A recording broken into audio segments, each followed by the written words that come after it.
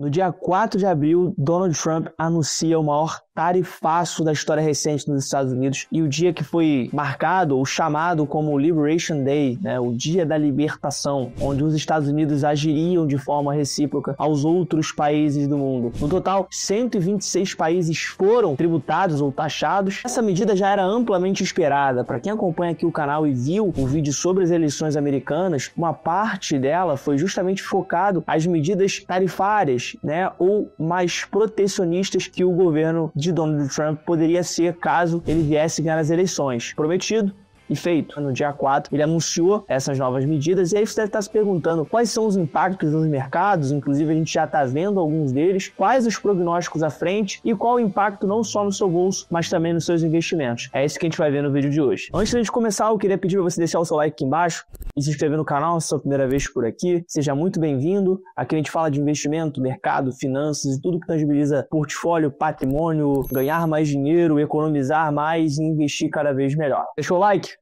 Muito obrigado. Bom, isso já era amplamente esperado pelo mercado, O Donald Trump já tinha feito essa guerra comercial ou essas tarifas impostas aos produtos importados, ou seja, os produtos que entram nos Estados Unidos, lá em 2017, quando ele inicia a guerra comercial contra a China. Porém, o impacto esperado dessa vez ele é ainda maior, justamente por conta da maior amplitude dos países que estão dentro desse tarifaço. Lá atrás, essa gama de países era muito menor. Hoje, a gente está falando de basicamente 126 quase 130 países que foram taxados. E eu queria resumir de forma bastante sucinta como que veio o governo Trump até aqui. Eu vou deixar um gráfico na tela com uma linha temporal para a gente acompanhar os principais acontecimentos. No dia 20 de janeiro, Donald Trump tem a sua posse. Já no 1º de fevereiro, ele já tem uma imposição de 25% de tarifas adicionais no México e no Canadá, adiado ali, acabou sendo 10% também sobre a China. 3 de fevereiro, ele tem um memorando para impor tarifas recíprocas a todos os países, que basicamente foi o dia 4 de abril. Dia 10 de fevereiro, ele impõe tarifas de 25% sobre as importações de aço e alumínio. 14 de fevereiro, ele faz uma limpa, uma demissão em massa de funcionários do governo federal, buscando maior eficiência, corte de gastos e afins. Dia 23 de fevereiro, tarifas de 25% sobre as importações de automóveis da União Europeia, com início dia 2 de abril. Dia 24 de fevereiro, Trump diz que o acordo pelo cessar-fogo na Ucrânia deverá ser o mais rápido possível. Dia 24 de março, Trump impõe tarifas de 25% sobre qualquer país que importasse petróleo e gás da Venezuela. E dia 26 de março, Trump anuncia tarifas de 25% sobre todos os carros feitos fora dos Estados Unidos e não somente sobre os carros vindos da Europa. E aí, o último acontecimento foi o do dia 4, onde denuncia o que ele tinha comentado no memorando do dia 3 de fevereiro, é justamente ali trazer essa reciprocidade em cima das tarifas. E aí, qual foi o resumo do tarifaço, O Donald Trump, no dia 4, ele vem, anuncia,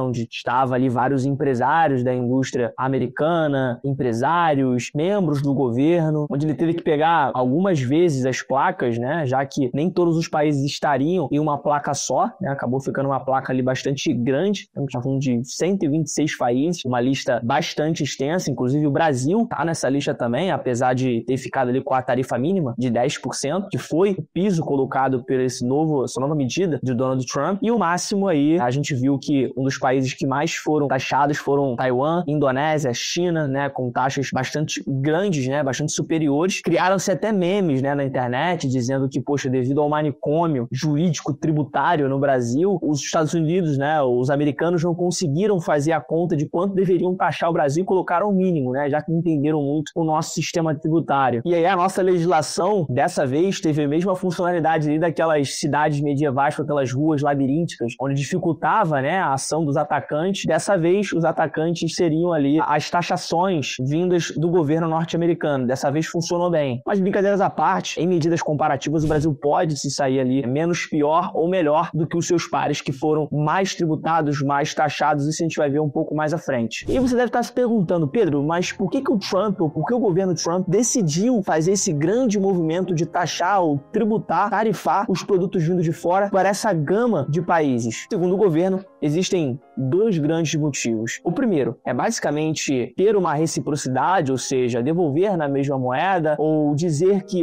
você me taxou a vida inteira, agora eu vou te devolver na mesma moeda, ou não vai sair tão barato assim. Então você dá um recado geopolítico. E o segundo seria reindustrializar os Estados Unidos, ou trazer de volta os empregos para os Estados Unidos, já que se você tarifa ou tributa um produto vindo de fora, vai chegar um ponto que produzir esse produto internamente vai se tornar mais barato do que comprar ele de fora. Você investindo internamente, você expande fábrica, contrata pessoas, paga salário e etc. Obviamente que pode se gerar inflação, já que você não consegue aumentar a tua produtividade da noite para o dia. Então isso pode gerar aumentos nos preços de forma temporal, ali num curto espaço de tempo. Ou, no pior dos casos, é de fato a reindustrialização dos Estados Unidos não ocorrer da forma, na velocidade ou da magnitude que o governo Trump espera. E aí, obviamente, a gente veria essa inflação mais prolongada ou prolongada por mais tempo. Bom, eu vou deixar aí na tela para você acompanhar basicamente os países que foram taxados dentro desse grande pacote de tarifas de Trump. Você consegue ver que na primeira coluna,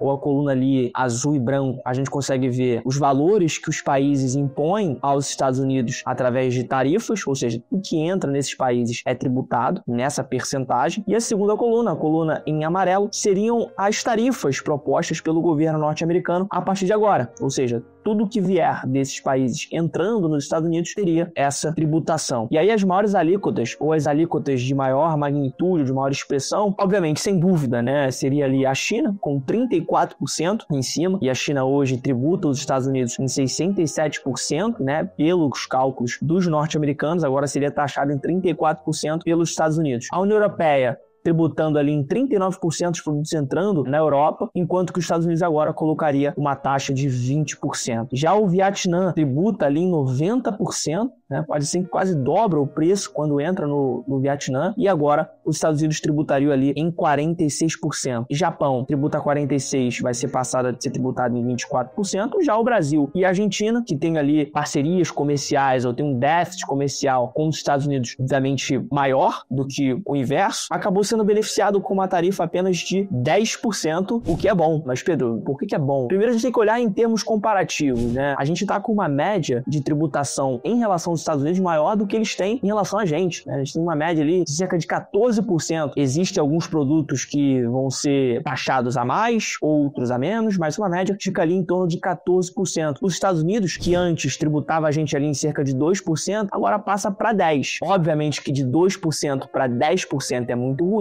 mas em termos relativos, a gente tem bem menos tributação do que eles, e a gente tem bem menos tributação do que em comparação com outros países dessa lista aqui. E aí, obviamente, que as nossas commodities, a gente sendo um país agroexportador, tendo menos tributação em cima da gente, a gente consegue competir no mercado internacional de uma forma melhor, já que os nossos produtos vão estar um pouco mais baratos. Por exemplo, a China, que tem uma tributação muito maior do que a nossa, e a gente tem que levar em consideração que a China não vai depreciar sua moeda, né, já que quem define o preço da moeda é o Partido Comunista Chinês, eles podem muito bem desvalorizar a sua moeda para deixar ou para compensar essa tributação dos Estados Unidos e manter o preço ali da sua commodity, do seu bem, estabilizado. Levando em consideração que isso não vai acontecer, né, que a gente vai manter os padrões atuais, o Brasil seria muito bem beneficiado, e aí os Estados Unidos poderia preferir importar produtos não só manufaturados, mas também as commodities, né, os produtos, as matérias-primas, vindas do Brasil em relação à China. Mas, Pedro, qual seria os impactos, né, para a economia norte-americana nesse primeiro momento, ou para o bolso dos americanos? Eu vou deixar um gráfico na tela para vocês conseguirem ver, que é basicamente ali da Tax Foundation, né, que mostra a taxa média das tarifas nos Estados Unidos, né, o quanto os americanos pagam de tributação em cima das importações desde 1890, né, então uma série histórica aí é bastante relevante. Perceba que antes a gente tinha uma taxa média ali de em torno de 2,5% até 2024, e agora deve aumentar para casa ali dos 16,5%, uma vez que, poxa, a gente está falando de 126 países que foram tarifados, né, alguns em 10%, como o Brasil e a Argentina, mas outros com alíquotas bem maiores, como a gente viu anteriormente. E desde 1946, perceba, né, vai ser a primeira vez na história que a gente vai ter um nível ali de tributação ou de tarifas em cima de importações acima dos 10%. E eu queria destacar nesse gráfico essa data de 1929, que é basicamente o Smoot-Halley Act. E aí, por que o destaque em cima do Smoot-Halley Act? Que se você pegar livros de história ou ver como que se desembolou né, ou como que a história se desenvolveu, a gente vê que um dos causadores, ou os historiadores econômicos atribuem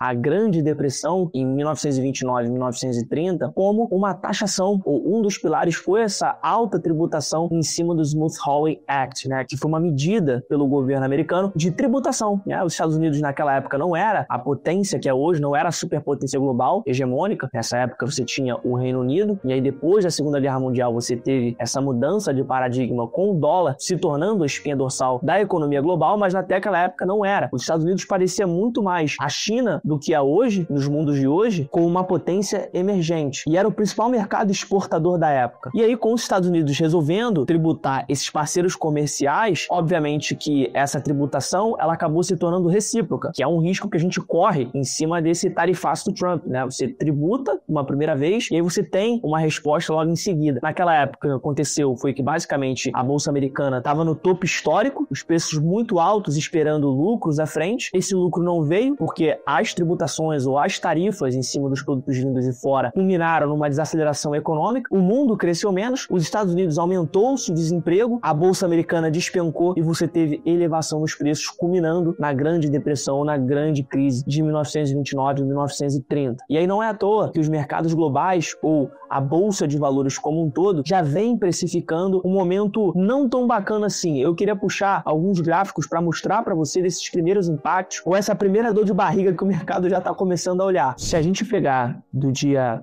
2 até o atual momento, a gente está falando de uma queda de 10,52 para o S&P 500, o principal índice de ações norte-americano. Se a gente pegar a Nasdaq, que é o índice que compõe as empresas de tecnologia, caiu cerca de 11%, já o Dow Jones 9,5%, mas isso são médias, né? Se a gente pegar ali algumas empresas, né, tô falando das maiores, como Apple caindo 13%, Amazon caindo 13%, Tesla também caindo mais de 11%, Nvidia caindo 11% também. Se a gente pegar o Fear and Greed Index, né, que mede ali ou a ganância ou o medo do mercado, a gente vai ver que a gente está em 10, né, numa escala de 0 a 100, mostrando um medo extremo do mercado, justamente porque está apostando ali que as coisas à frente, ou o prognóstico à frente, ele não é tão positivo assim. E alguns já falam até em recessão econômica, muito aos moldes do que aconteceu logo após o Smoot-Hawley, lá em 1929. Dentro de uma dinâmica de recessão, o que o Banco Central faz, né? Você basicamente tem uma queda muito abrupta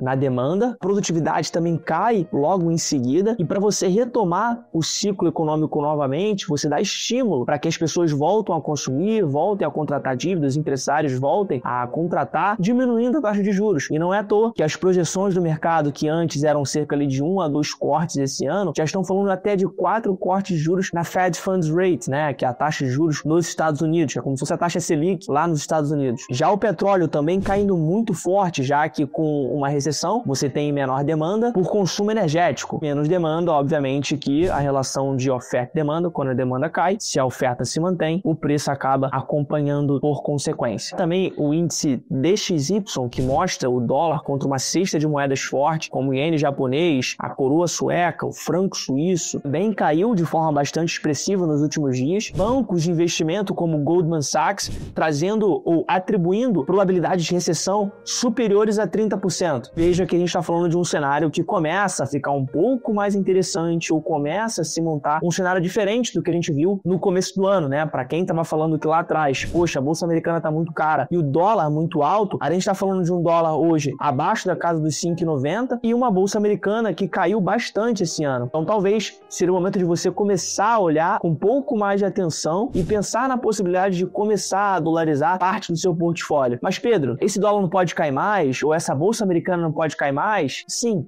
pode, mas a minha ideia aqui não é cravar ali a mosca, mas sim conseguir proteger o meu patrimônio e aumentar ele com o tempo de forma consistente, de forma segura. Em janeiro a gente tinha um dólar 6,20 e bolsa nas máximas, agora a gente tem bolsa caindo mais de 10% no ano, dólar abaixo de 6, então para mim começa a fazer um pouco mais de sentido você rotacionar portfólio, aumentar talvez a exposição ali na sua carteira internacional ou até iniciar, caso você não tenha feito esse movimento até aqui, quê? E diante desse cenário, qual que basicamente ali é o prognóstico à frente, né? Entendi o que veio acontecendo até aqui, entendi ali os principais impactos nesse primeiro momento, e daqui para frente, o que o mercado está precificando? Quais são as maiores probabilidades? E aí as expectativas não significam que de fato vão acontecer. No primeiro governo Trump, a gente viu, né, que existiu ali uma queda de forma acentuada em algumas cestas de itens, e eu vou colocar na tela. Obviamente que não teve tantos países assim sendo abrangidos nesse grande tarifaço lá atrás, em 2017, e a gente teve naquela época apenas 9 itens, né, ou 9 categorias de itens subindo de preço, em cerca ali de 4% por conta das tarifas, e já todos os outros tiveram uma queda, inclusive a bolsa também americana, ela caiu muito forte no primeiro momento e depois voltou a subir. Não significa que vai acontecer dessa vez novamente, até porque, como eu disse anteriormente, o impacto ele pode ser de maior magnitude e magnitude essa negativa, já que a gente está falando de uma abrangência muito grande de países do que lá em 2017, no primeiro mandato do Trump. E aí as expectativas de inflação para 2026, elas já começam também a se deteriorar, né? Esse gráfico da Reuters mostra que as expectativas de inflação, elas deram uma pancada, né? Perceba aí que no gráfico, a velocidade, né? Essa pancada no gráfico, esse aumento repetido, ele não é à toa, mas sim uma consequência ali direta das tarifas do governo Trump. E aí, se isso vai terminar em inflação, se isso vai terminar em recessão, se basicamente o Trump vai conseguir reindustrializar e aumentar a produtividade da economia americana, ou até quem sabe vai conseguir trazer esses países para conversar e conseguir reduzir as tarifas ao invés de subir, só o futuro vai dizer. Diante desse cenário de bastante incerteza, a ideia é continuar diversificado, fazendo um bom gerenciamento de risco e não colocando todos os ovos numa única cesta. Se você achou esse vídeo engrandecedor e quer saber mais sobre o meu trabalho, o trabalho do escritório pelo qual eu sou sócio, deixa uma mensagem aqui embaixo, vai ser um prazer poder te escutar, entender um pouco mais sobre os objetivos e te ajudar nessa jornada. E se esse vídeo foi engrandecedor para você, deixa seu like, compartilha esse vídeo com quem possa ser beneficiado dele também. Meu nome é Pedro Mutiolo e esse